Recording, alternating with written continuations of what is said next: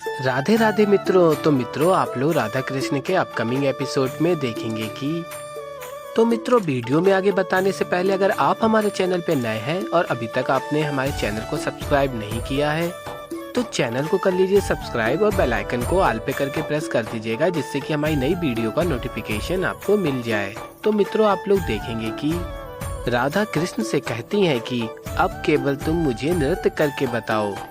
और फिर कृष्ण राधा से कहते हैं जैसा तुम चाहो अब वैसा ही करते हैं राधा। और कहते हैं ऐसा आनंद रास होगा जिससे समस्त ब्रह्मांड आनंदित होगा। और फिर मित्रों, आप लोग देखेंगे कृष्ण नृत्य करते हैं और फिर राधा कहती हैं कृष्ण का ये नृत्य देखकर सब अत्यंत प्रसन्न होंगे। और मित्रों, आप लोग आगे देखेंगे महादेव उस नृत्य को देखकर कहते हैं जिससे जीवन का रस बहता है, उन रास कृष्ण को महादेव का प्रणाम। और फिर मित्रों, आप लोग देखेंगे कृष्ण नृत्य करते करते एकदम से क्रोध में आ जाते हैं और आगे देखेंगे उनको स्मरण होता है कि उन्हें कैसे श्राप मिला था। मैं श्री कृष्ण भक्त श्री धामा तुम्हें श्राप देता हूँ कि तुम 100 वर्षों तक श्री कृष्ण को भूली रहोगी और गोलोक से दूर मृत्यु लोक में रहोगी।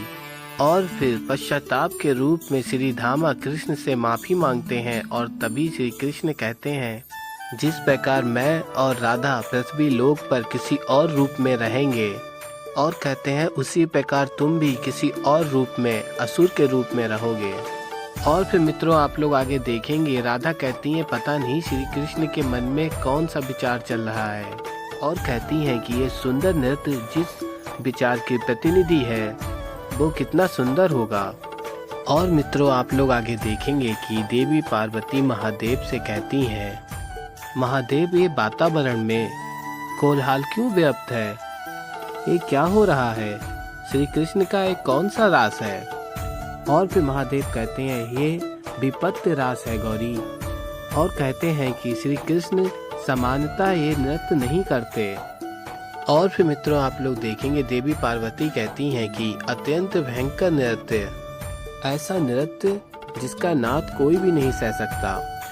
और फिर आप लोग देखेंगे देवी पार्वती महादेव से पूछती हैं कि किंतु महादेव श्री कृष्ण को प्रेम और आनंद के मध्य ऐसा नृत्य क्यों करना पड़ा। और फिर महादेव कहते हैं क्योंकि आनंद की भी एक सीमा होती है गौरी। और कहते हैं कि जहाँ आनंद का अंत होता है बीभत्स आरंभ होता है। और फिर मित्रों, आप लोग देखेंगे तभी देवी पार्वती कहती हैं कि तो फिर श्री कृष्ण को किसी प्रकार शांत करना होगा, अन्यथा इस सृष्टि का विनाश हो जाएगा। और फिर तभी महादेव कहते हैं हाँ गौरी, अब इस विनाश लीला को रोकने के लिए मुझे स्वयं ही कुछ करना होगा। और फिर मित्रों, आप लोग आगे देखेंगे राधा कहती है कृष्ण से कृष्ण ये नृत्य नहीं विनाश लीला है। और कहती हैं अपने आप पे नियंत्रण करने का प्रयत्न करो कृष्ण। और फिर आगे कहती है नहीं कृष्ण, मुझसे ये विनाश नहीं देखा जा रहा है, ये सब शीघ्र ही समाप्त करो, मैं तुमसे विनती करती हूँ कृष्ण, रुक जाओ। और फिर आगे आप लोग देखेंगे कि देवी पार्वती महादेव से कहती हैं कि महादेव आज एक और विचित्र घटना हो गई, श्री कृष्ण राधा का निवेदन भी नहीं सुन रहे हैं। और फिर देवी पार्वती कहती हैं किंतु श्री कृष्ण का ये क्रोध विनाश का कारण बन सकता है। और फिर महादेव कहते हैं हाँ गौरी, मुझे तत्काल ही श्री कृष्ण के समक्ष जाना होगा। और फिर मित्रों, आप लोग देखेंगे महादेव श्री कृष्ण के समक्ष जाते हैं और कहते हैं कि हे श्री कृष्ण, आपका ये भक्त आपसे निवेदन करता है कि अपने विवश रास को रोक दे, अन्यथा मुझे बलपूर्वक आपको रोकना होगा। और फिर मित्रों, आप लोग आगे देखेंगे कि महादेव कहते हैं शांत हो जाइए श्री कृष्ण, अन्यथा इस संसार के हित के लिए मुझे आप पे अपने त्रिशूल का प्रयोग करना होगा। और मित्रों, आप लोग देखेंगे कृष्ण नहीं रुकते हैं और तभी देवी राधा कहती हैं यदि तुम्हें कुछ हुआ तो मैं भी जीवित नहीं रहूंगी, रुक जाओ कृष्ण। और तभी मित्रों, आप लोग देखेंगे कृष्ण रुक जाते हैं। और मित्रों, आप लोग आगे देखेंगे कि कृष्ण द्वार बंद कर लेते हैं। और फिर राधा कहती है कृष्ण, तुमने द्वार क्यों बंद कर लिया, द्वार खोलो और कुछ बताओ तो हुआ क्या है। और आगे राधा कहती है अब मैं यहाँ से तब तक नहीं जाऊंगी जब तक तुम ये द्वार नहीं खोलोगे। तुम यही चाहते हो ना कि मैं यहाँ बैठी रहूं, तो ठीक है, ऐसा ही होगा।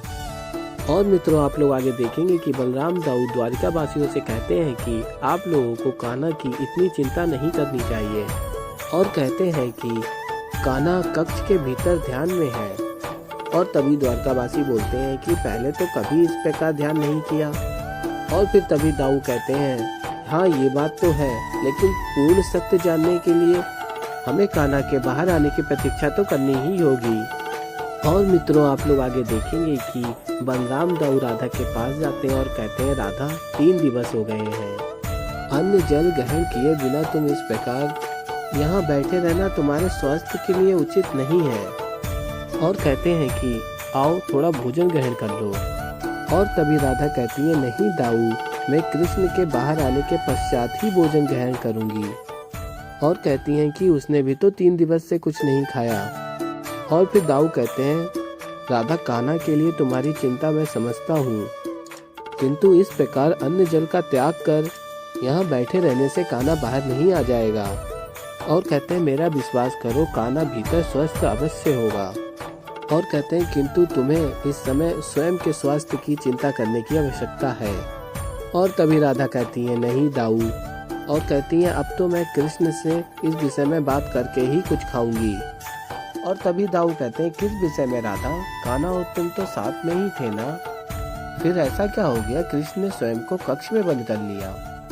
और तभी राधा कहती है हाँ दाऊ, मैं कृष्ण के साथ ही थी, किंतु मुझे कुछ समझ में नहीं आया। और कहती है मैंने कृष्ण को रौद्र नृत्य करते हुए देखा।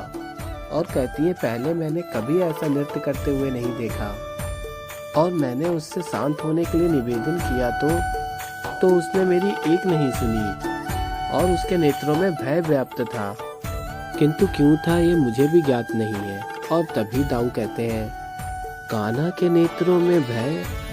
और मित्रों आप लोग आगे देखेंगे कि कृष्ण कक्ष का द्वार खोल के बाहर आते हैं और राधा को उठाते हैं।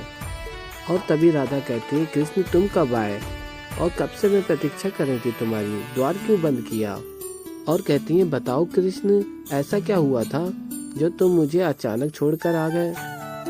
और तभी श्री कृष्ण कहते हैं क्षमा करना राधा, मैं स्वयं से ही क्रोधित था।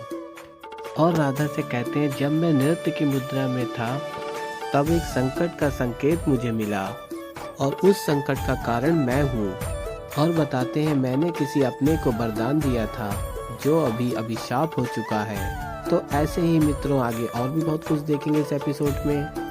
तो अभी के लिए इतना ही, मैं मिलता हूँ जल्दी ही एक नई वीडियो के साथ। तब तक के लिए राधे राधे।